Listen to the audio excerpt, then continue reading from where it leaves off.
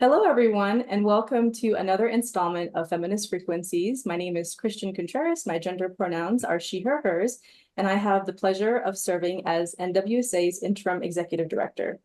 We call this time in NWSA's history, or growing history, as our chrysalis season, where we're mindful about pouring into our communities and honoring the many which ways that our field of women and gender and sexuality studies are constantly shape-shifting and expanding to create more and more and more and more. And so I am joined and deeply excited to be in community with some of the most incredible writers and thinkers and ideators and interventionists and dreamers.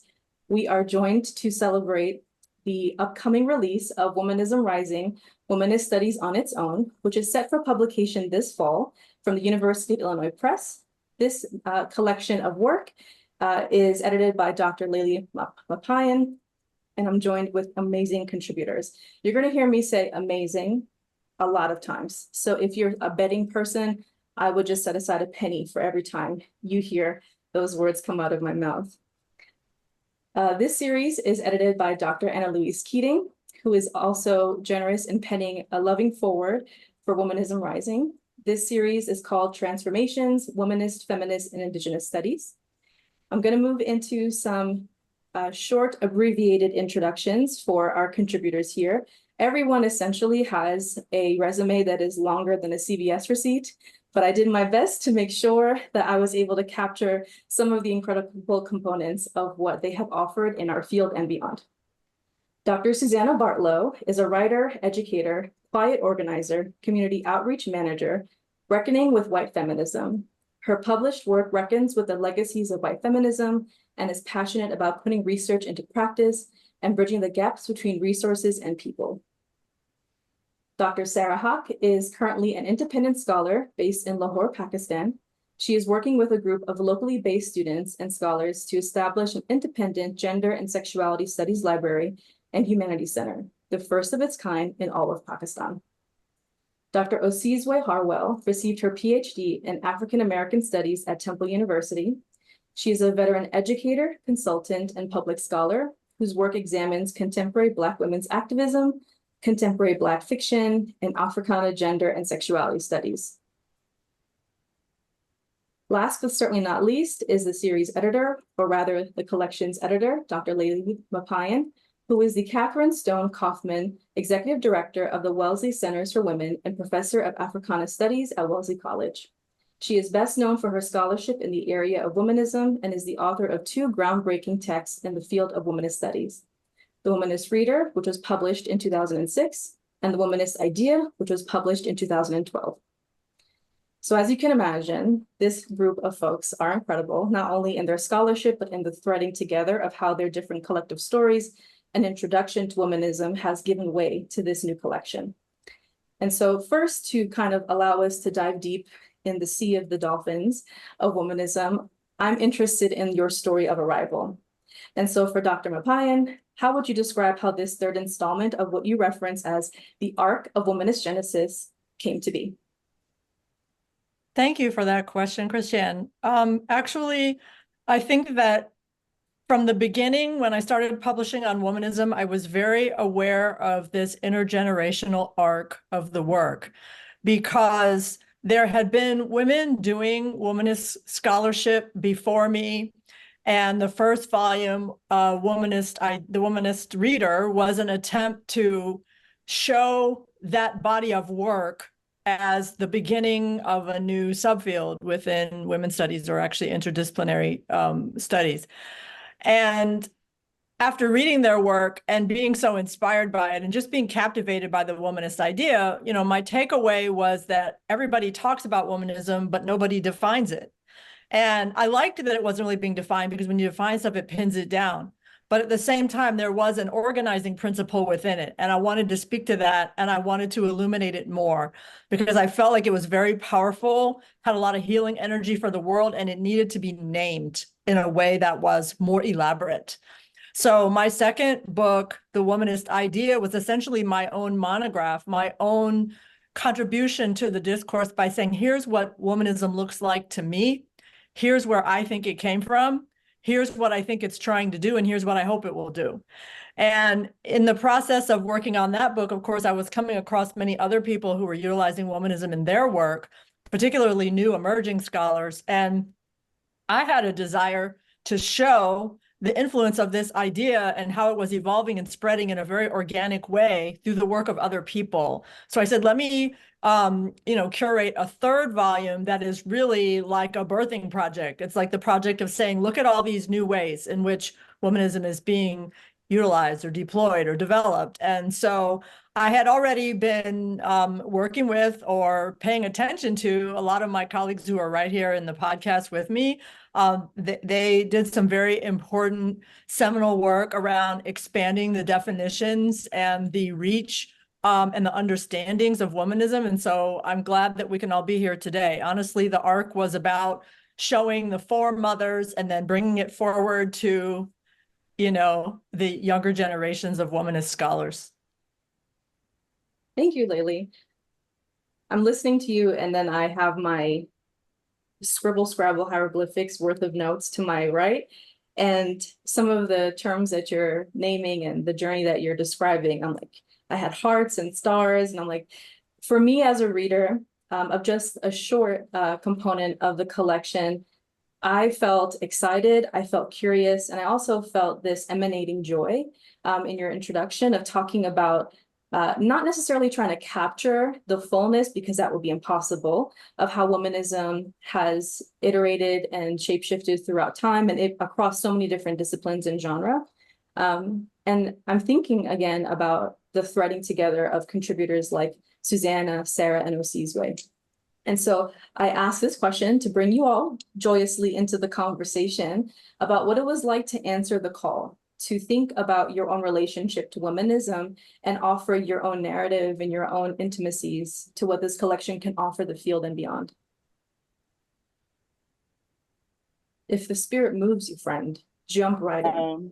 So yeah, answering the call, I think it's really awesome because having the opportunity to see Dr. Maparyan's work evolve as a student and then young scholar at the time, I had the fortune of presenting at conferences with her and working for a bit of time at Georgia State University as the womanist idea was coming out. So we had the reader, the concept was moved forward, it sharpened in the womanist idea.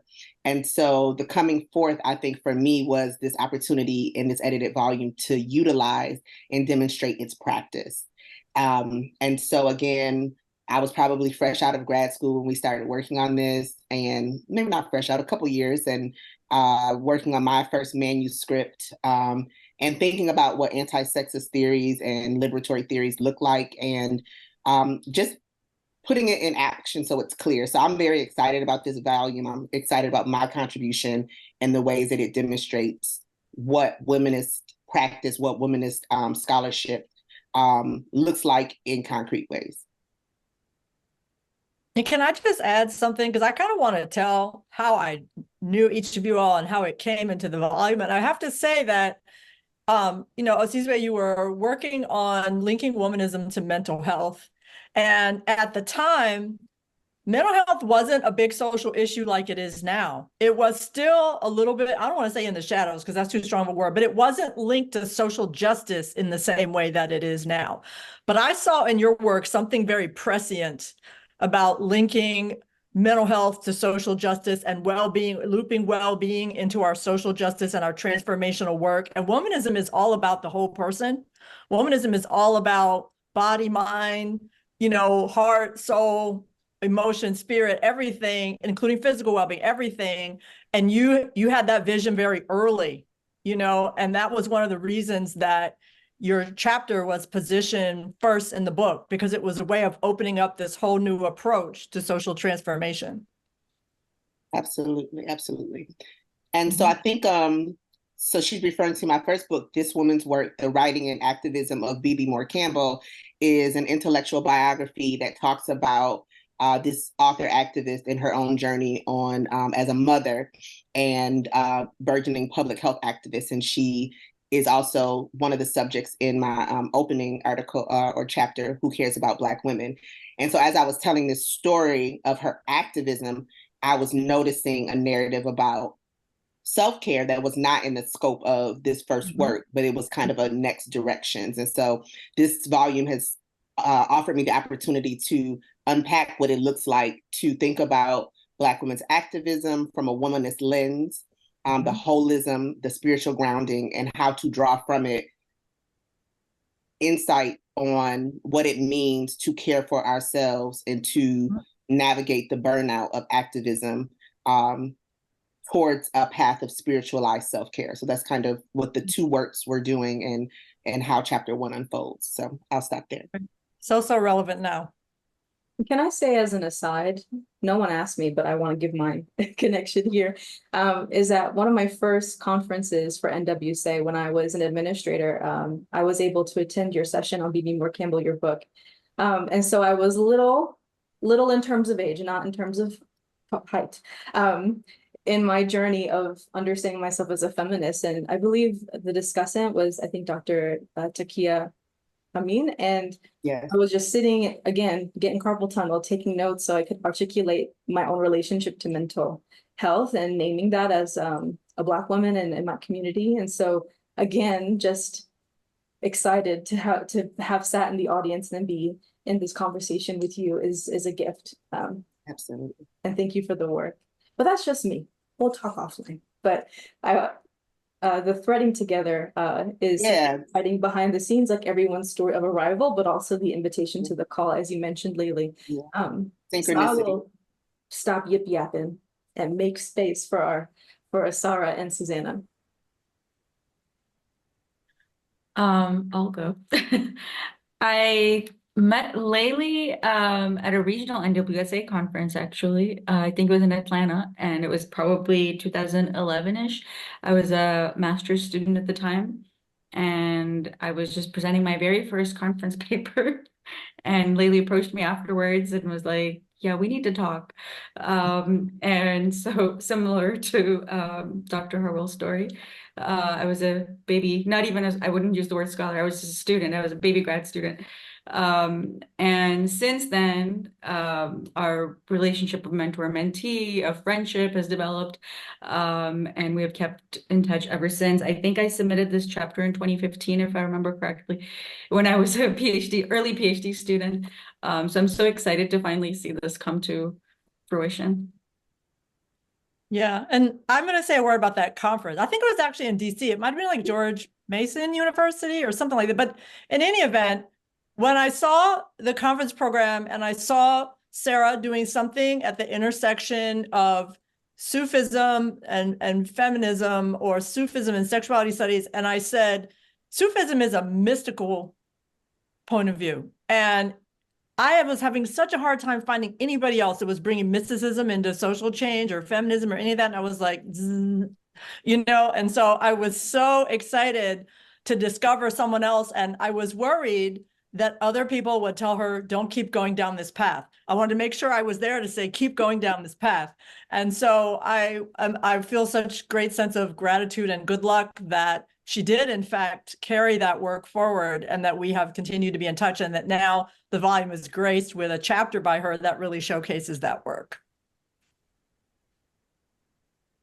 Yeah, I really appreciate knowing these stories because, of course, Layli, I know my connection with you, and I have seen other people's names over the years related to the book and in other spaces, and so it's beautiful to see how all the threads weave together.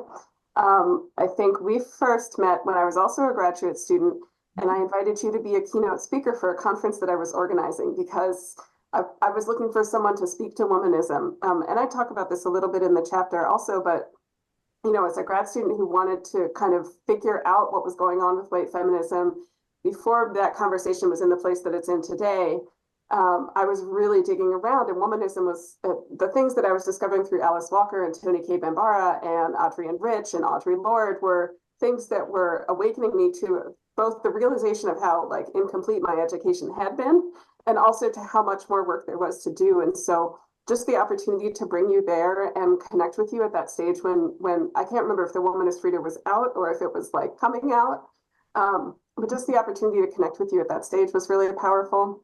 And then just in terms of getting the call to the book, I believe it came around right at the time that I was fired for supporting a student mural of Assata Shakur. And so I was in a moment in my journey when I was trying to figure out what is my relationship to academia even at this point. Like, because I started working at a drop-in center for youth who were unhoused. Like, I was just heading in different directions, but also still having the opportunity to be engaged in this project. And so having this space to connect with a project that was centered around womanism as something that is so important, not only to my values and my scholarship, but also just to my own journey into becoming more whole, I think was really important timing for me. And it always feels like an honor to be invited to be part of these conversations. And I just really appreciate being here. Yeah. And I just want to say, I also remember that first conference where you invited me. And I also remember hearing you present your own work. And you immediately struck me as a very courageous scholar who was willing to wrestle with big questions that made other people uncomfortable, and to be a white woman that was actively engaging womanism and saying, what does this do to inform my own work? You never took a co-opting posture, because some people have taken a different approach to connecting womanism to white women's experience and their place of intellectual work within women's studies. But you always had such a collaborative, curious, kind of very pragmatic spirit that actually has only shown up more. I mean, in terms of how you dealt with the whole Assata Shakur incident and the things you've done since then, it was more important than ever for me to include your work in the volume because, you deserve to be part of that. And you show the contours of womanism as being very broad and embracing, but also helping us answer some very challenging questions. So I'm really thankful. And in fact, I can say about each of you here that you've done things inside and outside academia that really show what womanism tries to show about the way that academic and non-academic environments need to work together and co-inform each other. This is not just a discourse that's sitting on a shelf. We're all out in the world doing things, and we're not just doing things that other people have said. We're blazing paths in terms of the ways that we're doing it. So that's another reason why I'm glad that all of you are in this conversation today. Thank you, Layli. Yeah, absolutely. This is kind of the outside of academia group. I mean, half the book is people outside academia. It's so interesting because when we started, we were all, in our little scholarship things, but then we've all spun off in different directions. And the work people have done has just been so amazing that I hope the people who read the book really stop and think, how did we get from point A to point B with each one of these contributors? And why is that important to what this text is about? And to the kind of political work it's trying to do in the world. It's a very important part of the story. Yeah, I was going to say the work definitely belongs in the world. So that's definitely what this volume does, is it brings it into the world. And it also kind of speaks to the mentorship, the network, community, and relationships that have been built around this. So even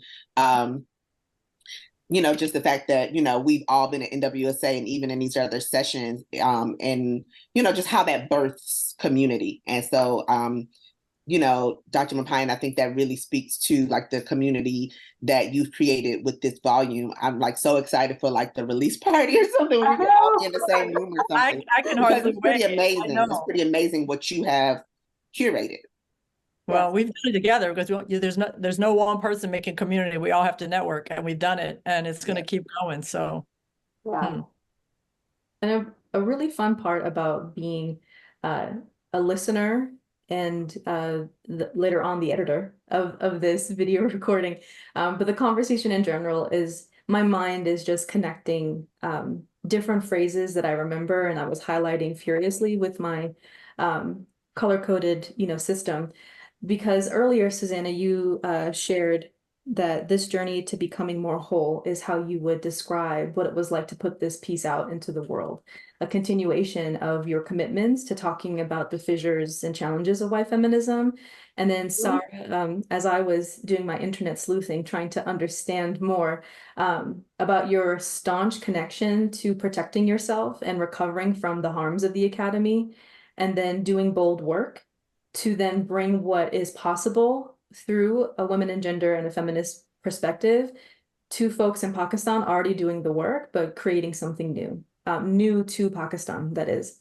And then for Osizwe, I had underlined him. I might get this tattooed on one of my arms, but I'm afraid of pain, so maybe not, so maybe temporary. But ensuring our own survival was paramount to the way that you talk about healthcare systems, the way they act upon us, the way that we as women of color and all different orientations of our social positions are thinking about a feminist future, or even just being alive in this next iteration of the world and different realities and realms. But what really sits with me is how your works is in constant conversation with everyone else on my bookshelf. And I think I've shared with you all a question around Gloria Anzaldua's mentioning of what writing means to us and what this process looks like for you all. Now, Dr. Heidi R. Lewis, who is our 22nd president of the National Women's Studies Association, is also a contributor to this amazing collection of work. She's not able to be with us today because she is fighting for the rights of her students at Colorado College. But in our conversations to prepare, we talked about how this was a years-long process. And I think back to what you shared in the volume 2, Dr. Maparyan, is that we don't always have to be in constant motion. And for the listeners, or perhaps the folks in this virtual space, you might be saying, Christian, that's a lot. Where are we going with this? Well, friend, let's bring it back to this relationship to writing and creating. I think, again, as a student of womanism, that has been the most generative component for myself, that there is always more to create and reclaim. And my question to you is how the process of shaping your work over many moons, many months, many Zoom rooms and phone conversations and Word documents you might have lost and renamed, how has this writing process shaped you in turn? The way that Gloria Anzaldua writes, because the world I create in the writing compensates for what the real world does not give me. By writing, I put order in the world, give it a handle so I can grasp it, making real what lives in our imaginations.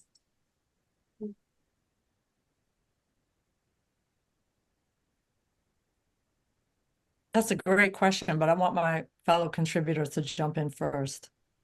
You asked like some very like layered, profound questions. I'm a long-winded gal. So I'm gonna do like a three-tier. Like, so I'm gonna just so personally, when I started this, I think after a month after I turned in the manuscript, I got pregnant. I was doing at-home insemination as a lesbian mom, single lesbian woman. And so I was in this creative process and I tried like 4 or 5 times. And the like weeks after I submitted and pressed send, all kinds of weird things happened. Like one, I got racially profiled and arrested, never happened in my life. I have a whole piece that I need to write about that. The 5th and final like attempt to conceive at home worked. And I was just in, career transition outside of academia. And I think just simply being on the journey of motherhood is its own conversation about activism, burnout, and self-care that I didn't know I needed. And also I ended up in the time since its first writing, being a 2-time breast cancer survivor. So I'm currently like wrapping up treatment now. My hair's growing back and things like that. And so it became like living the work. Like you're writing about how you do spiritualized self-care. And I think womanism gave me clarity, I think, on the professional side to have the tools and the structure to analyze and discuss living longer. And doing the work or setting boundaries. Like now that boundaries is popular, saying no is popular, talking about mental health and wellness is popular, but it was not at the time. And so I was able to talk about it with womanism, because I think what I learned about myself academically is it's not about a label that you have on your identity and your politics. It's more about what tools work for the project you're on. And so there may be tools where queer theory or Black queer theory work for what I'm discussing. There may be conversations where progressive Black masculinity provides some language about what I want to discuss. But womanism and womanist theory gave me the conversation to talk about the intersections of my spiritual, social, political, and physical well-being. And so that was beautiful. And so since then, I've been able to deliver consulting and workshops to communities and organizations like National Domestic Workers, talking about caregiver burnout and well-being. And I've been able to use this work, motherhood and burnout, grief during the pandemic. And so this really opened up something that I couldn't have envisioned. And I think to connect to Gloria Anzaldúa, like it helped me to articulate something that I could only imagine, which is a way to take back our wellness without putting down our activism entirely. So it was just wonderful to do that multi-layered transformation over the course of 5-10 years. I won't say how long. My son's 7, so a long time. I didn't know I needed it though, but I needed what I wrote as much as I needed to share it. It sounds like it brought out your inner priestess. Well, I think I became a licensed spiritual practitioner in that time, so that also happened. So yeah, and in fact, I had no interest in like spiritual leadership, and now I work in several communities as a spiritual leader. So I mean, it's all about this holistic healing that the world doesn't even know it needs, but it needs. How can each of us show up with what we have to do that healing with the world as we also do it on ourselves? Yes. And there's something to be said about those 9 years. I think the number 9 as an odd number has significance in Sufi metaphysics, as well as in thinking about numerology, Islamic numerology. There's something about odd numbers, 7, 3s, 9s, and I don't think that's a coincidence that we're coming around this 9 years later. wow. I'll just leave that out there. I know it has nothing to do with your question. No, it's profound. But like now I'm going to be reading about it. And I'm very womanist for you to bring that up. See, that's how I know in a woman's conversation, you can bring that up. It does feel so connected to me. I'm sorry, Sarah, I don't mean to cut you off. No, please go ahead. It feels so connected to me because what I've been reflecting on is that I also, that 2015 was such a turning point year for me. A really close friend in my life had breast cancer also at that time and is well now and thankfully has been doing great. And I'm really glad to hear that you are also well. And, I through the course of writing this, I was starting to do somatic abolition work, although at the time it wasn't called that. I was emailing everybody I knew saying, do you know any therapists who do like body trauma healing work around racism? Because I feel like I have some shit to work out, but I don't know where to go to or what to do about it. And so this chapter was really just a part of that for me. And I think one of the things that it did was it helped me take this thing that I called in the chapter toxic white femininity and take it out of my body and look at it and just own that that was a thing that I felt like I needed to name, and then maybe not even feel that way anymore. And now I've seen that phrase circulate around, right? And so there's like this tension of you want to name something because you feel like it's important, but then there's this little voice of capitalism in the back of your head that says, who's the first person to name it? Am I even relevant anymore? And so I think just having to work through all of the healing that needed to happen at that time, for me, at the same time that I'm working on this chapter, has allowed me to like release it. And one of the big things that I think it got me into is that now I'm part of a collective of women who does this popular education work that is very centered around the personal work is necessary for us to get into doing the politics. And so the workshop that we do together is not just about let's give you some content or let's have you read a bunch of takedowns of white feminism, but it's also like let's do this spiritual healing work in a collective space because we know we cannot do this on our own. And we have to be accountable to each other. So I know that I feel like that was maybe a little all over the place, but it's like, to me, it's so connected to the journey of writing the chapter itself was also kind of a parallel to the journey that I was on that actually enabled me to help find this community and this collective that, is also a part of this other womanist space that I have been a part of. So it's a beautiful thing. I want to say something. Oh, go ahead. I just wanted to add that one of the things that attracted me about Dr. Keating's call for her series was that she wanted accessible writing. I think we're all just exhausted with academic writing. And one of the reasons I think many of us leave academia or think about leaving academia is because we're sick of writing in this very convoluted way that's inaccessible to our students, to our friends, to our families. So I'm really excited about hopefully this entire text is written in accessible writing. The other thing I'll say is thinking again about my own work,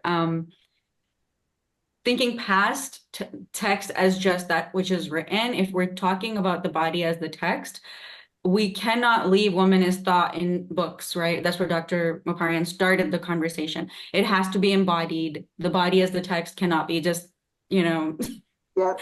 thing that you just read and then there's a complete disconnect.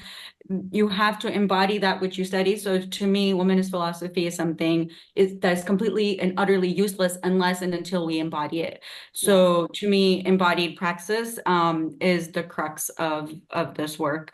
And then back to Anzaldúa, writing is a sensual act. I'm hoping that those of us who've left or are leaving or are sort of in and out, one foot in, one foot out of the academy, are thinking of writing as a sensual act, the way Anzaldúa talked about, that we can find some joy in it again, that we can find some sensuality in it again. And it's not just this robotic thing that we do as part of our careers. So, yeah. And I think one of the things Anzaldúa really demonstrated, really embodied, to use that word, is the fact that sometimes you have to really struggle to say the thing you're trying to say that all the other books don't say, or that your language doesn't say, that you know, but the words aren't there. You got to create the language. You have to create the sentences. You have to, you know, it's a certain kind of work that's not easy.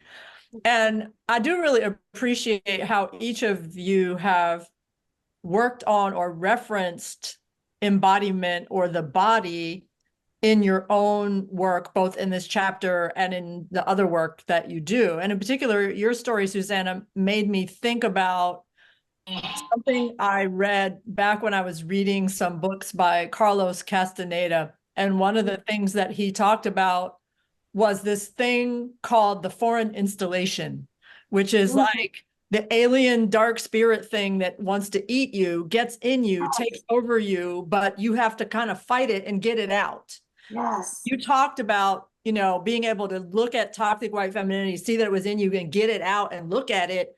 It reminded me of that spiritual process. And the fact that womanism allows us to talk about a spiritual process and say, okay, you know, whether figuratively or literally, there are entities, beings, whatever, trying to eat our energy, but the womanists are saying our innate divinity is who we really are. Get the foreign installation off of that so that the real innate divinity can shine and we can collectively evolve in a good direction, the direction we've been aspiring towards.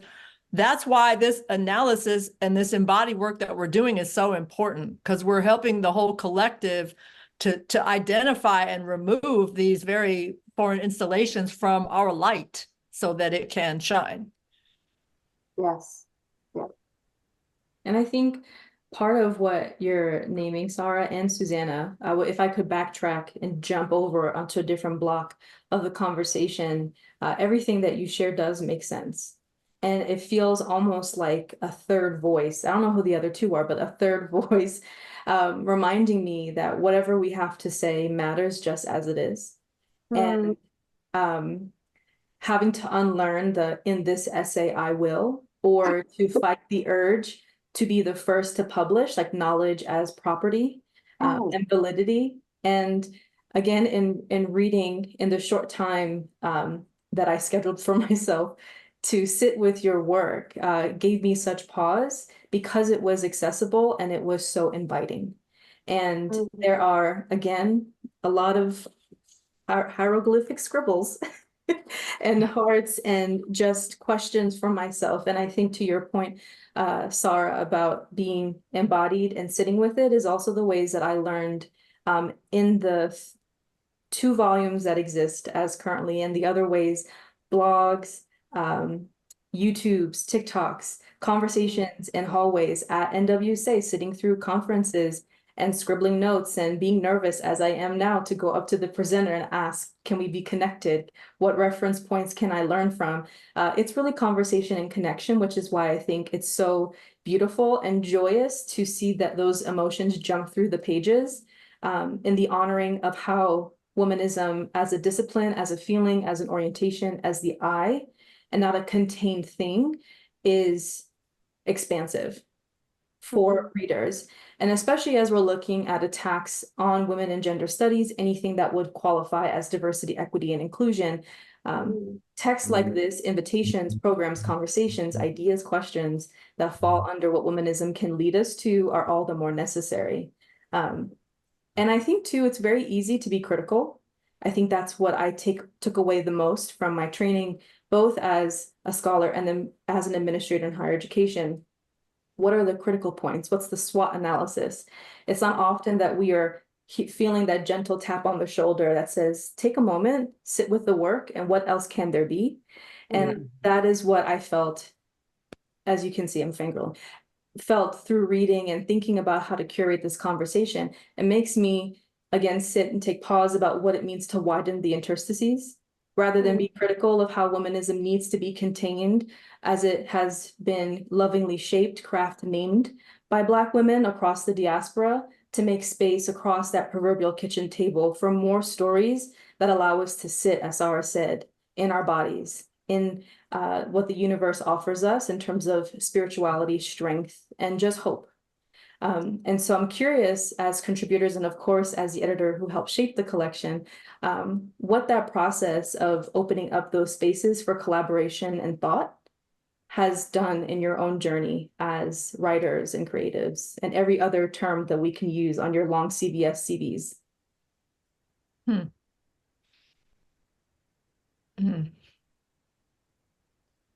Another deep question. You know, I think for me, my basic orientation in life is to really create an inclusive world.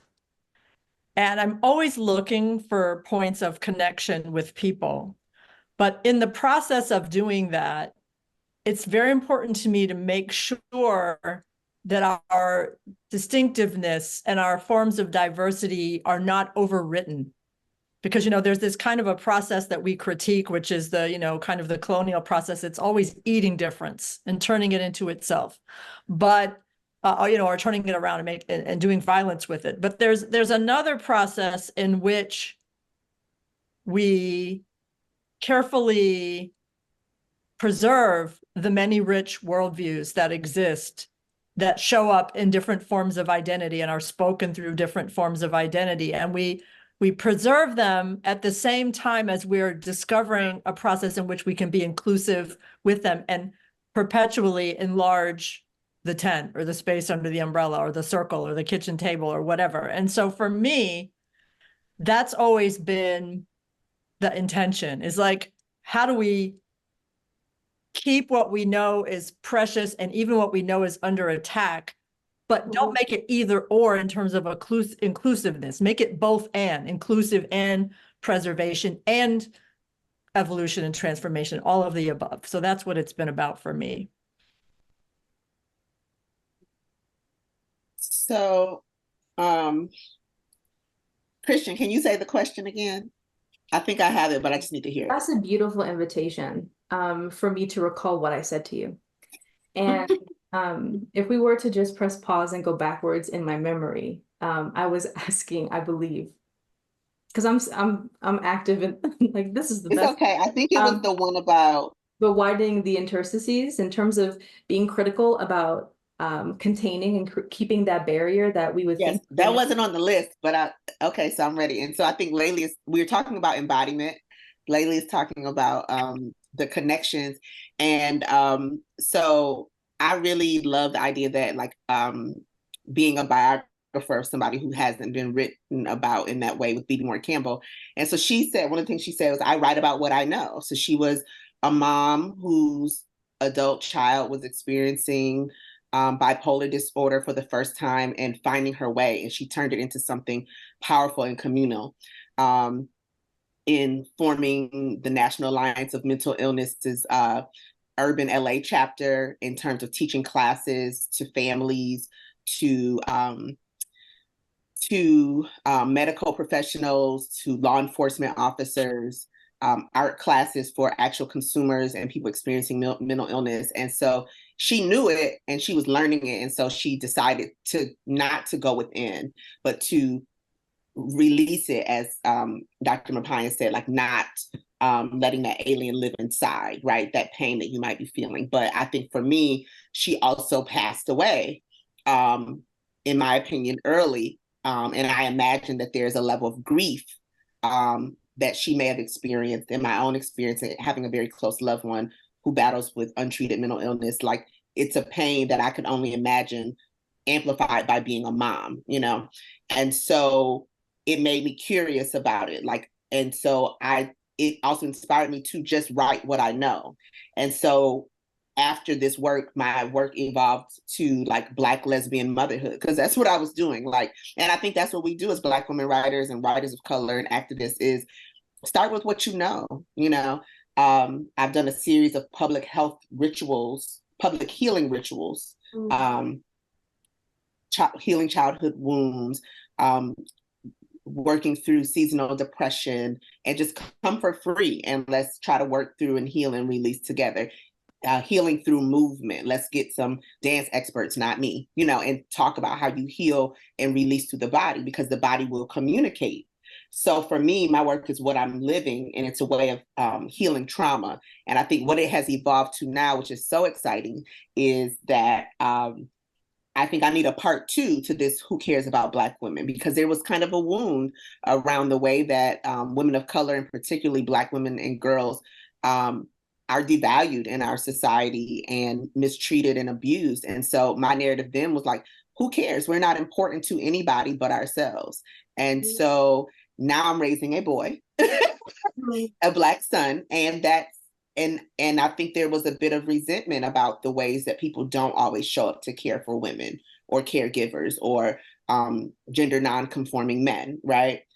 So now there's another piece that I have to write that teaches my son how to show up and care for others, how to be a caregiver and challenge patriarchy. So it'll come someday. We'll talk about it, Dr. Maparyan. But I really was like, this piece was really powerful then and it's powerful now, but it's not complete, because I'm now living a life of listening to my body, tuning in, paying attention to what my family needs and what I need. And what we need is a solution and a vision for how to not only affirm and own our own self-care and our kinships with other women and queer people, but how do we call into allyship those who are in our families and in our communities that don't take good care of us.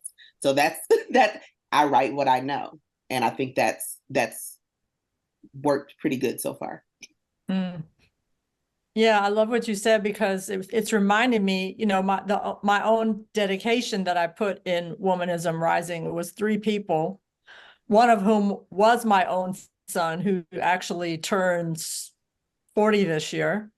And he, as I described in the dedication, that he's basically a womanist's dream of a man, in the sense how he grew up.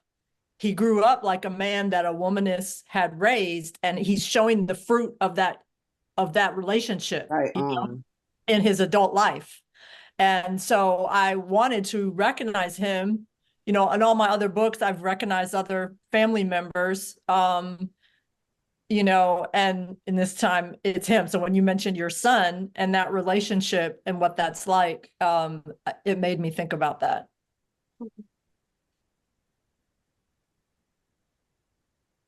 I'll just add I'm also a little bit unclear on the question, but I'll just add to what Dr. Harwell just said. I think in order to write what we want to write, we also have to create space for ourselves to write it, right? And one of the things, I know this is hosted by NWSA, but brace yourselves.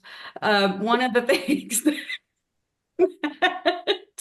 one of the things that was the final straw for me, that really just turned me off from a lot of academic spaces, was an NWSA conference in San Francisco some years ago. And we paid maybe $2,000 to spend a weekend listening to people give papers. And we stepped out of the hotel to find human feces on the sidewalk. And to me, that was the final straw. I was like, what are we doing? This is ridiculous. And this is supposed to be the National Women's Studies Association. We're sitting in there doing, like land acknowledgements before talks. And we're like waking up early to have 2 people in the audience. And we're paying ridiculous amounts to this ridiculous organization that is ultimately it has no connection to what's happening in the real world. While I do believe that we need to create spaces for intellectual conversations, for developing theory, I'm all for that. I just don't think that the institutionalization and the out of touch sort of academic capitalism that's taking over is going to get us anywhere. So in order for myself to create that space, I had to leave that space. I literally had to like get out of all the NWSA emails. I had to think twice about participating today. So, like, unfortunately, that is just, it doesn't make sense to me. If we're talking about people's everyday lives, we're talking about feminism in the everyday, we're talking about womanism as that which happens around kitchen tables and which happens around food, which happens around everyday people and accessible language. We're talking about bringing divine light back into people's lives, then I don't see that in a white-led institution that's just out to make money. And that's, to me, that's my understanding, unless some drastic changes happen in the last few years that I've been away from NWSA, which I doubt. So I think that a lot of, and please take this as a institutional self-reflection, if you will, that this is work that needs to be done at every level. All the universities we work for, every institution we're part of, every little thing that we create, even in our day-to-day projects, I think it comes back to self-reflecting and constantly asking ourselves to create that space where we are able to do the work that we want to do. It's very hard, I think, given the current state of affairs. That's really like profound. And I think I haven't been in a long time either, like kind of for different reasons, but I've been in some of those places. I think I brought my son twice, which was really awesome. But once I left academia, I've been diagnosed, different things like that, health issues. I have not had the privilege of attending. And so I think there's a place around privilege, right? And it was very wonderful and affirming to connect in those spaces. It was challenging if your session has low attendance or, your work is not anchored by an institution that's going to promote it. So it wasn't a place where I necessarily could flourish like my work outside of those like really beautiful like connections that I might make at the end of a panel. I remember in Atlanta always thinking about, because that's my hometown now, I'm born in Buffalo, New York, but Atlanta's the second hometown, is like all of the Black and brown workers and staff that are serving us and making sure that they weren't invisible to me and that I was present with them as a group of women and feminists and activists and people of color coming to convene. How do we honor and recognize our space? So I haven't been in probably equally as long. And so it is an important conversation. I do feel really hopeful and curious with someone like Heidi at the helm now, and who's not here because she's with her students. But I do think it did afford us like this opportunity to see each other and to, like, I think it had an alternative impact, if that makes sense. So I'm curious, but I definitely agree. Like we have to figure out how to challenge the capitalism and the insular nature of how we gather as scholars and on around anti-sexist and liberatory work. And I think go ahead, Susannah. Sorry, go ahead. No, I'm locked in. One thing that really stands out to me, I really appreciate what you both have shared about this, because I always think back to you. So I was listening to Heidi, to Dr. Lewis's podcast, the first podcast that you did, Christian, and one of the things that she notes is that she started in 2008. That's the year I started going. So I was like, oh, we were at the same conference for a while, and we kind of like we circled each other, we know each other, but I remember my first experience at that 2008 conference. I was hearing a lot of people say, this is a revolutionary space, this is a revolutionary space. And I was like, we're at the Sheraton. Like, yes. Yes. And, and multiple yes, things can be true. And right. Everybody needs a venue, right? It's like, it's no shade on the Sheraton or on anyone in NWSA at that time and all the many years forward, but it just was, to me, it was an important part of having a critical consciousness about what it was like to be in this space. Because I was also, it's my first year as a Women's Center director, figuring out what this praxis meant. And I was fresh out of like all of these wonderful conversations with you, Layli, of all of these wonderful, I was finishing up my dissertation, trying to figure out how to do that and have a job and be a human. And so for me, that has always been the tension with NWSA and with academic and intellectual work in general. And so one of the things that's beautiful about this collaboration, we have talked about feelings, we've talked about bodies, we have like shared personal information about our lives. I love that there is absolutely no attempt to veil the fact that we are these full, whole people. And I think that's more available in NWSA than maybe it is in other intellectual spaces. And it also has been very clearly for a long time a space where there's a lot of prioritizing of like theoretical and sort of high academic work. And Sara, like you, I'm much more interested in, for years after I left academia, I was a social worker without a social work degree. I was a project manager working with community organizers. Now I do community outreach for a cancer clinical trials network. That's my day job. And I do this white feminist organizing on the side. And so like, to me, I want to go to a space where I can have intellectual conversations about that. And so I guess it's just a long way into like co-signing everything that you all have said. And also just offering that, like, to me, one of the things that womanism does is that it gives voice or it provides this space, especially this text, for so many of us who are trying to find our way through in those, Christian, you've said a few times, interstices or those middle spaces, those collaborative spaces where we like know that we are ready and here for this intellectual work, but to us, that work is about us as people. It's about channeling whatever we might be in connection with. It's about unlearning our own stuff. And so I am really excited about Dr. Lewis's leadership and your leadership, Christian. And at the same time, like, just thank you, Sara, for saying all those things so directly, because we need to have that conversation too, if we're going to be real about authenticity. Being part of a womanist collection, I love it. Yeah. I want to just affirm it by saying I had the very same feeling that Sara had at various points in my career, including, right around the time I was writing The Womanist Idea, because the way my own life was playing out, it was almost like it was two different lives I was living, one life in the academia and one life outside, whether it was my life in, the activism sphere or whatever, or my life at home as a family person, the things were not integrated and I wanted them to be integrated. So I finally made them click. And that's why I was able to write that book. But I was also getting fed up with my job at that time because I felt like people were in a different place with that.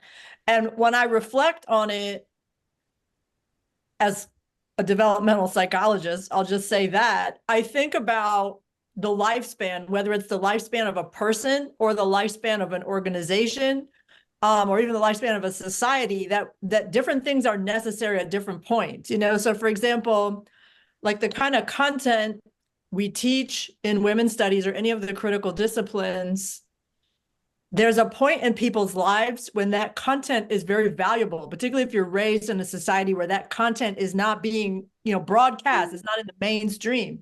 So because that content can change your life. So like somebody's got to figure it out, write it down, teach it, make sure you got some space to explore it. But once you have it, there's a multiplicity of directions you can go in, and so one path is to stay in academia and keep doing that. Another path is to go in the community and do some things. Another path is to be home with your people and do things. Or another path is do all of that, So wanting to just know that I would never want a world in which we didn't have the academic setting, because we need a space that is dedicated to thought. But we also can't be navel gazers. You know, we can't be people that think that's all there is. And women's studies in particular began as a community-centered enterprise to free women from some shackles. That's right. You know? And they said, okay, we're going to start by freeing the women in the academia and connecting them with our friends out in the neighborhood. Yes. But then when they kept going with it, they started getting more and more, you know, all this theory term business, you know, and it got disconnected somehow. And I think, Sara, what you were referring to was like the moment of its greatest, to use the lunar term, apogee, the furthest away from the thing, right? Yeah. And so womanism for me reins it back in. It's like, look, y'all just need to fix this thing, you know, like just stop with the madness and fix it, you know? Yes. And so it gives you the space to just kind of show up as a regular person and say, this is crazy, and let's do some different thing. Yeah. And so, yeah, I'll just stop there. No, I think like that evolution is really great. I think the last time I was at NWSA, one of the cool things was being in a session where, a couple sessions, but one where a participant said, like, how do we talk about the commodification of self-care? Like self-care is not just going to get your nails done, or, you know, what kind of resources do you have to have? What privilege exists in self-care? Mm-hmm. I needed to get that to evolve my work. But I also got to sit with people who were presenting as practitioners in public education settings, working with special ed students. And I was able to partner with them or just dialogue in a way that allowed them to return and shift their practice and expand their practice. And it was just this, you know, reflexive space. But also I've been a part of many communities and settings, and there's, you know, just seasons where, as Dr. Maparyan said, there's a season where it's needed. I also have like 1,000,001 ideas about, you know, whether through an organization or elsewhere, we collectively find ways to return the work to the streets or to the community. Yeah, So exactly. with Sara's example, like, what would it look like if we met with, and I know this has happened sometimes at some conferences, but what if we met with city leaders or activists about their homelessness problem? Or what if we just sat and had lunch with people who are unhoused instead of in the banquet hall? Like, I think celebrations and connections can be activism too. So anyway, we probably so off topic, but this is like, I love it. I love it. This I is don't think that what womanist work is supposed to do. I don't think we're off topic by any means, and I have yet to hear a falsity. I have yet to hear a dramatization. I mean, I did not pay dues for many a moon before being able to have the funds to then pay the dues and get a name tag at the conference. And then moving into this role, I think I'm like 7 months in, feels like 7 decades. But you know, it's just more of an emotional thing I'll unpack with my therapist. Shout out to you, Erica. But everything that you all are naming is exactly why we have to just sit with the mess and sit with the way that we're uncomfortable and sit with the way that we're enraged, because to pay X amount of money to come to a conference and only feel validated when you see your name in a program because you presented, and to privilege scholarship that is in particular journals where we have women's centers, directors, administrators, graduate students, undergraduate students, and volunteers, and every other term I can use, who make women's studies delicious, irresistible, right? My introduction to feminist work was not in a formal program. It was sitting on a carpeted living room listening.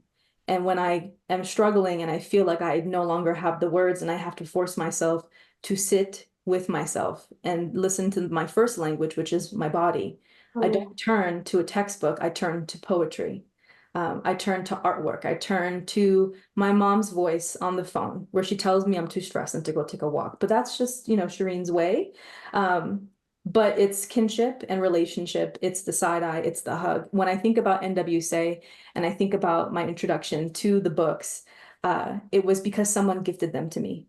It was because we had a conversation and I didn't know. I'm actually gooped right now, Susannah, because I think you said interstices, and I've been saying, I don't know what you said. I've been saying interstices this whole time. So now I'm gonna have to Google and do the. I don't know how to say it. Is it interstices? I don't know, and we're gonna right? go together in the journey. I don't know. Yes. It's okay. Yes. The beauty of it is we all know what we're talking about. So Well, we all know. But I think too, like Sara, the trepidation of doing this conversation through the platform of NWSA is a weighty and necessary one. I mean, I can recall my heart palpitations, and I was picking off this eyebrow. This is penciled in, just don't look too close, but I was picking off this eyebrow when I was first invited to apply for the position. And I was like, Christian, do you want to have joy? I had just defended and graduated, and I was like, this is my summer to be outside, masked up and safely. But thinking about productivity and what the role is. So I say all that to say that everything is accurate and that we are fortunate enough to be honest and do reparative and restorative work to own the missteps instead of sweep them under the rug. And I spent the last week, not that you asked, but I spent the last week sitting in a storage unit in Chicago, sorting through all of our archives that have been pretty much untouched for 5 years. Oh, wow.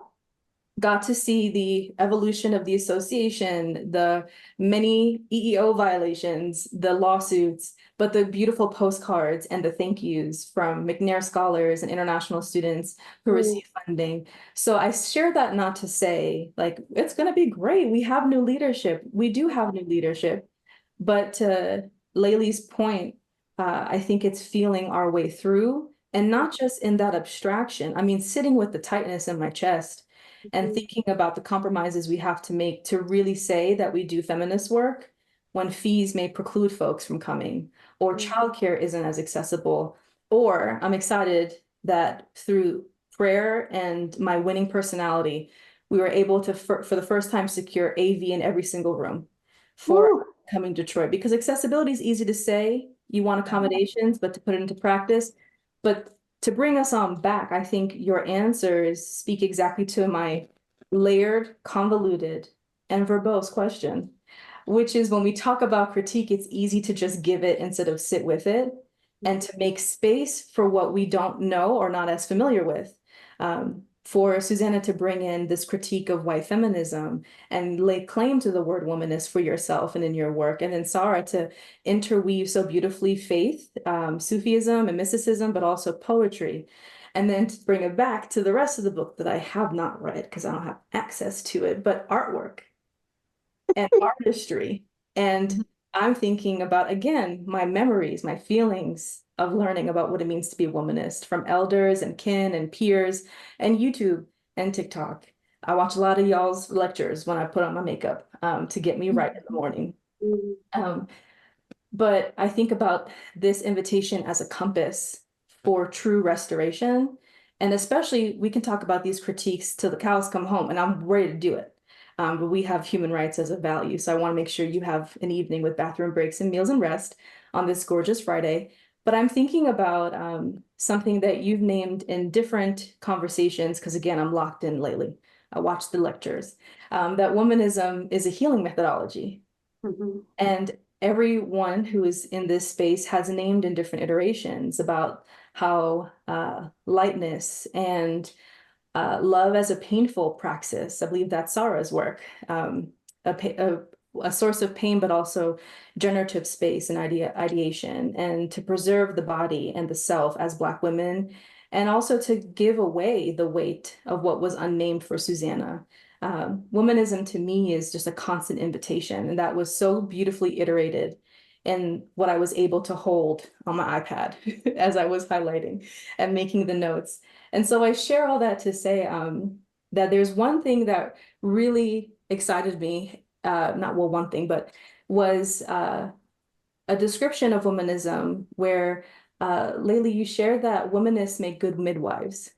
And even in this conversation that is critical, necessarily so, of NWSA and every other academic institution, I think about our continuous conversations about birthing feminist futures and birthing new realities. And sometimes I have to challenge myself, because sometimes new really means recovered. And sometimes it means rediscovered and repaired. And I'm interested in the sense that this has been a journey of many years and many relationships and shifts in your personal lives, challenges, but also wins. And I'm curious about how this process has also helped you see different ways of birthing possibility. how womanism has been your vehicle, perhaps, but the destination was always liberation. And so to parse it down. Hold that thought. I need to shut my blinds there. Hold on. I had the moment too, like it's like sunsetting, but I mean, birthing, we can always talk about birthing. Birthing has so many literal and metaphorical possibilities. I think just in general, B.B. Moore Campbell's work helped me think about what it means to do the work and be well, you know, even as the chapter takes shape around two examples of women who articulated and were building some awareness around self-care, but not necessarily to their own benefit, in terms of B.B. Moore Campbell would not only write and speak, she would work with a group of parents to get up at any hour in the middle of the night to go find someone's missing child, to meet them at a courthouse to advocate that they, you know, if arrested, that they are placed in a mental health holding space and not in general population. She said there was a time when they would just like sleep in their sweats because those parents would get up and support each other. But then she said after they would have these days and these times and these late nights, they would go to the spa because they were middle class Black women who could afford it. And they would go to the spa, but just commit to this act of relaxing and resetting. And so I think that for me, that book came out, my book about B.B. Moore Campbell came out the same time that my son was born. So he was born in June. The book came out in like later in June, or in July is B.B. Moore Campbell National Minority Mental Health Month. And so I was birthing literally and figuratively.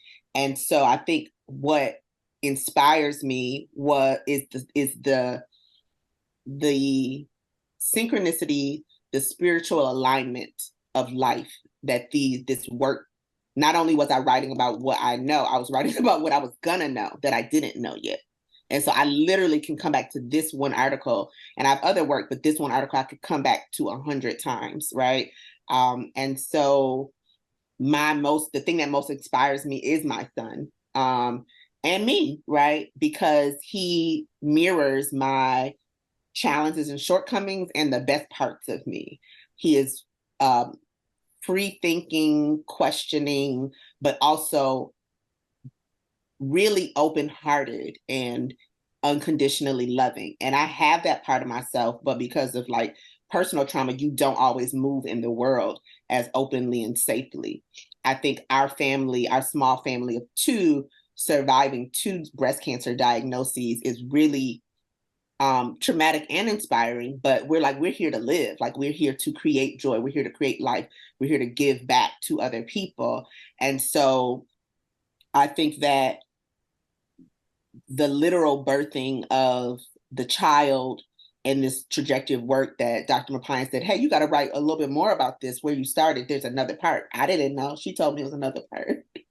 And so, and then I realized about a year ago that there was then another part. And so I think I'm inspired by just the will to survive. I think that's Bell Hooks, the will to survive, the will to live, the indestructibility of the spirit, as I see manifest in my own child and in the life around us and the community that shows up as we find our way in life. And so it's really beautiful because I can conceptualize it, envision it, and imagine, and then I could write about it. What a wonderful thing, you know, or I could teach about it. What a wonderful thing.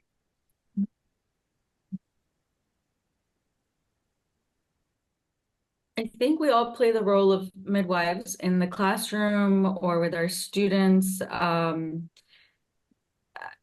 find that I love that metaphor, and I find it very closely related to Nepantlera, right? Like the being that in-between person, someone who plays the middle role. And I think Keating uses threshold theorizing and continuing on Zoltua's work. So I think all of us are kind of doing threshold theorizing and praxis, right? We are trying to put into practice that which we continuously are threshold theorizing. So I think playing the role of a midwife, I think if we took that to heart, we would have a completely different pedagogical approach in the academy. I think if more people took that to heart, thinking, to me, womanist pedagogy is this role of playing the midwife in the classroom, whether it's with ideas that my students are playing with, or if they're trying to get into grad school, or if there's certain things they're dealing with their own identities and making peace with themselves. All of these are things that I feel like I end up inadvertently sometimes playing the midwife role for. So yeah, I love that metaphor. Thank you for sharing that. Yeah, I agree. It's a beautiful metaphor. It's one that I have a little trouble connecting to. Um, and I don't know if it's because I don't, I don't have children, and I will not probably at this point in my life have children. And I don't know what it is. And I love it so much, and I love what it generates for us. And I think I also relate just a little more to being an auntie, where like I have five nephews. Some of them are biofam and some of them are chosen family, and three of them are Black boys. And so for me, a big part of this work is not only the really important piece that is about my own life, it's also about my family, my very immediate family, and the stakes that are there. And so I think I relate to being an auntie because it's like, is someone gives birth and then just give me the baby and you go take a nap, you know? And I think that Absolutely. it's like an important I don't know, that's how I think about when I think about birthing and children and generations. That's one of the things that I connect with, I think, a little bit more.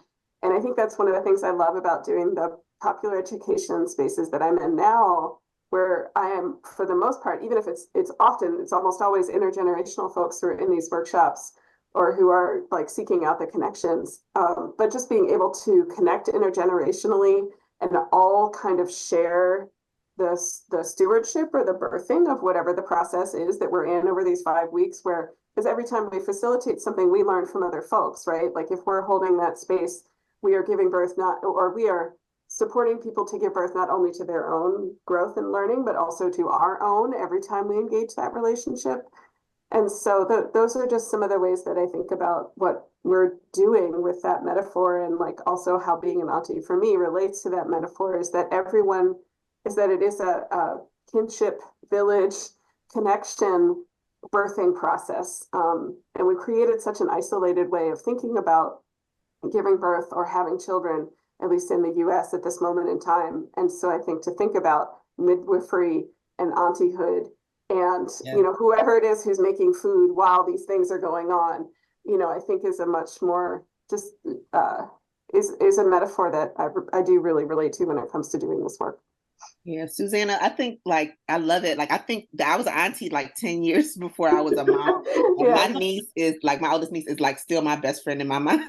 Yes. It's such a joyful space. Yes. You can pour in, you can support, you can give parents naps, you can send them back, and there's this way that like I hear midwifery as not necessarily the person who physically births, but who also clears the way and provides care. And so I think that hearing you speak brings forth the concept of other mothering. And I think even your early sharing of, what you sacrifice for your students to be able to do their mural, right? Yeah. Is absolutely clearing the way, and midwifery.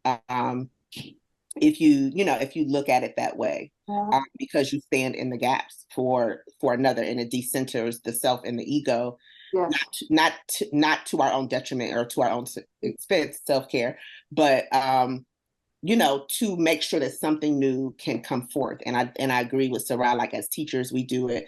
But I just, in hearing some of the things you shared, I really love the auntie narrative, the other mothering that I hear, and the broad ways that we can be midwives. I love that idea of clearing space. Thank you so much for bringing that forward. Clearing the way. I think too, one of the things, oh no, go ahead.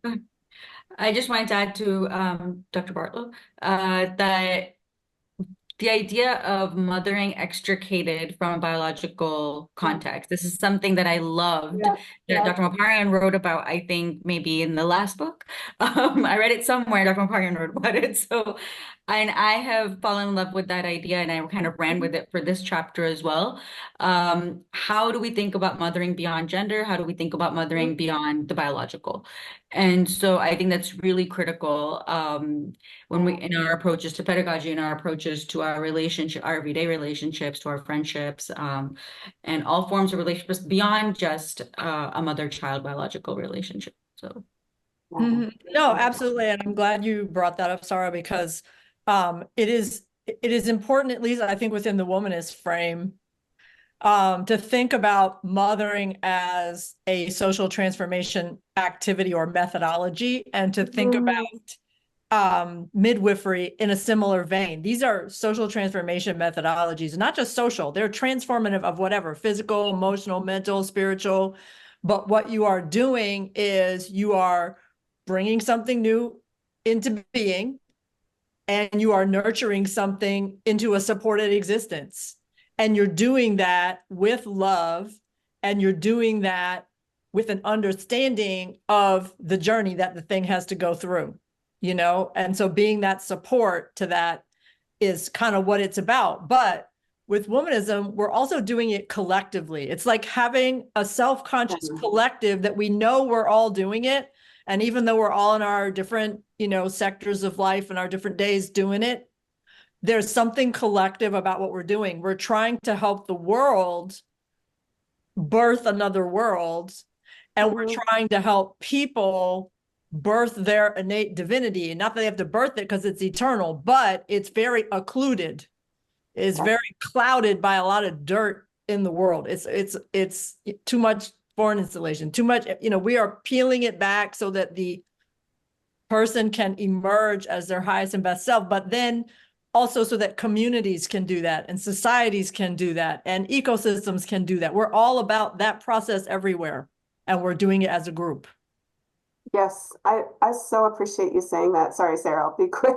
Because I one of the things that I was going to say, Christian, when I got your questions earlier, and I was like, oh, how am I going to answer that last one about hope? Because I don't have a lot of hope right now. It's just like sheer determination. But for me, if I do, it's in community, and it's in the collective that I'm part of, that I've mentioned. Yes. It's in like reconnecting with you all is amazing. And like, you know, just knowing that this is my community again, always, you know, and I think, being able to find hope in that is an important part of how I still feel connected with the womanist idea, with the womanist awakenings that I had when I was in my mid-20s. You know, I think I wouldn't ever necessarily claim the term as an I am, right? Because that doesn't feel appropriate for me. But I think just to know that I can engage and be open and be accountable in this framework, because it is bigger than me. It's bigger than a collective. It's bigger than any one individual. We're giving birth to this shared and shaped experience together so that it can be transformational.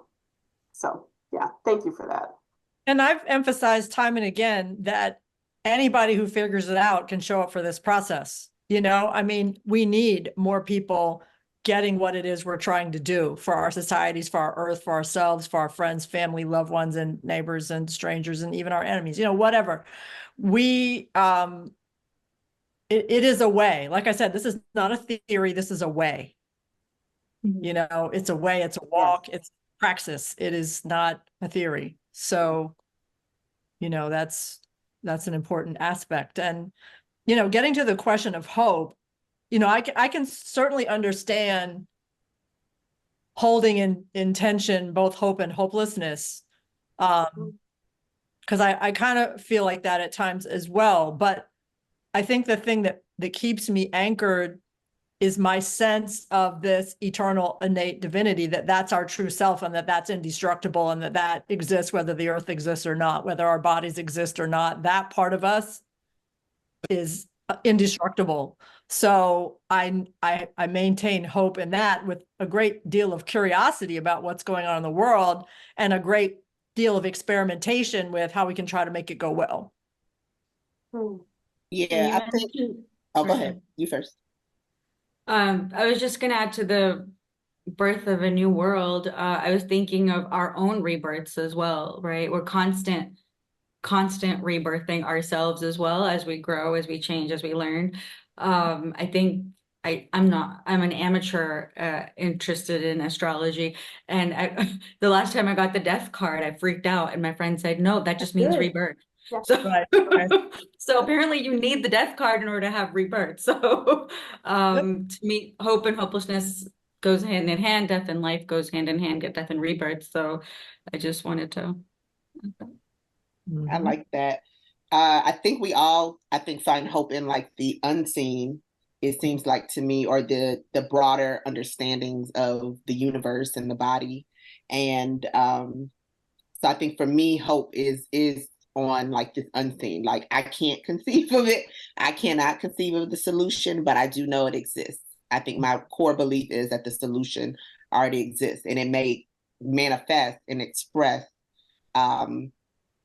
in other generations and other you know, divine inspiration and encouragement. And I don't have to control it. I don't have to be attached to it. And I might not see it in this particular lifetime, but I do believe that there's an unseen power that holds a solution to some of our most difficult problems, you know, personally and broadly. I think you all talked about the body repeatedly this evening, and I think I've also seen in my own healing journey the regenerative nature of the body, and it's so powerful. And I pay homage to the way a body not only endures but communicates. And so now I'm relearning like what my spiritual truths are and what my emotional truths are by just being still and seeing like, what is my body saying? I know when I haven't had enough water. I know when I haven't had enough sleep. I know when I'm hangry.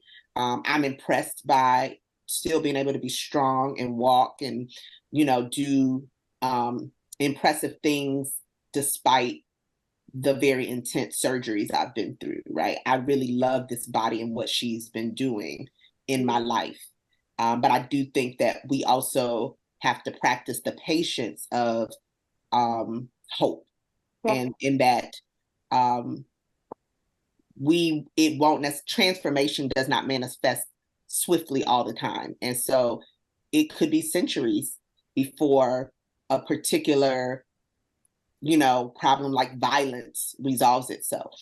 But it will come, is my faith in the unseen says that it will come in its own way, in some way. So I'm still hopeful, and it is hard when the seen, you know, tells you something different. But I've learned that there is a thing, you know, that we can't see that makes things, you know, come together, even with pain and joy, or life and death, as Sara said. Yeah, I like that. I hope that maybe someone else here knows it, or someone who watches it later can put it in the comments. But I like the idea that hope is a practice, which is not my idea. Hope is a practice. It's a discipline. I don't get to not have hope. I just want to be real when I know that it's hard, and try to think about like, what are the things, like what are my body practices? What are the communities I can connect with? What are the quotes that I need to keep over my, you know, monitor to keep me on track, because it is a discipline.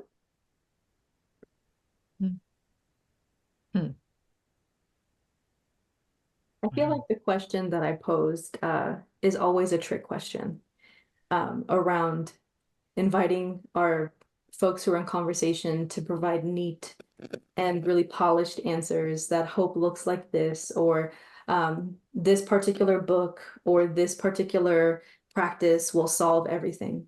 And with looking at academia as a competitive battleground around trying to, as you said earlier, Susannah, trying to be the first to name something, publish, and fall to the machine of publishing and productivity and becoming one of the luminaries. But as I'm ruminating on the fullness of this conversation, I'm always reminded that we love people when they're no longer with us.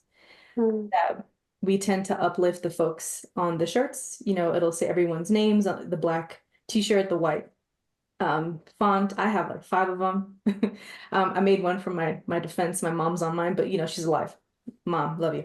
But thinking about what it means to live up here in abstraction, but then feel our way through to new possibilities. I'm reminded of Octavia Butler's "There Are No New Suns." Oh no, there's nothing new under the sun, but there are new suns.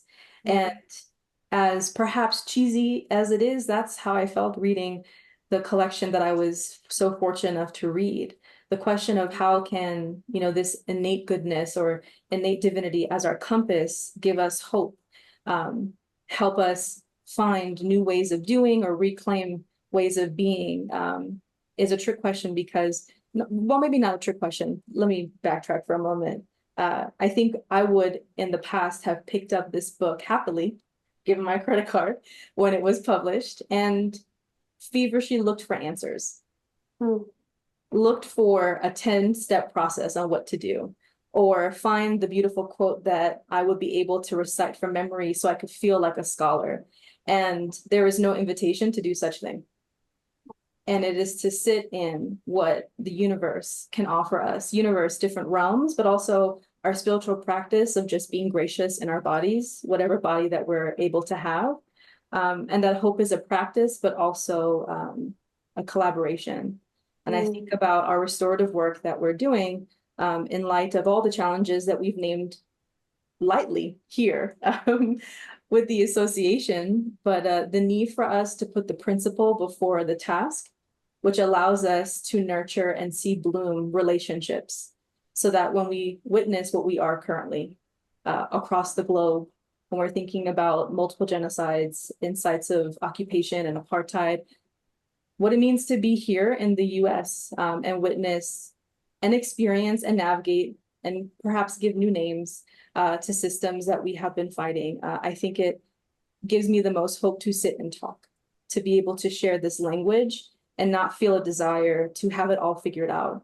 And so for me in curating the question, it was really an invitation for us to name vulnerably that we don't always have the answer, that this collection and any collection of scholarship that we love and hold dear and will be our feminist manifesto, if you will, is always an invitation to pause.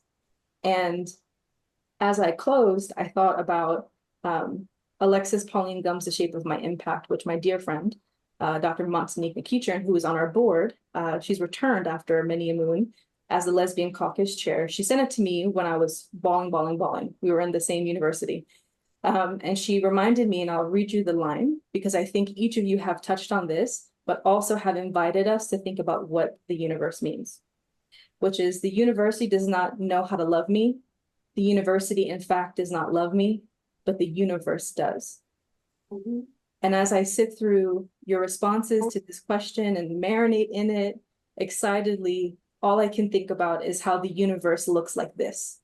Looks like your home place, your sites of insurgent practices, and all the way kinship has changed and grown in the journey of producing this gorgeous and exciting work.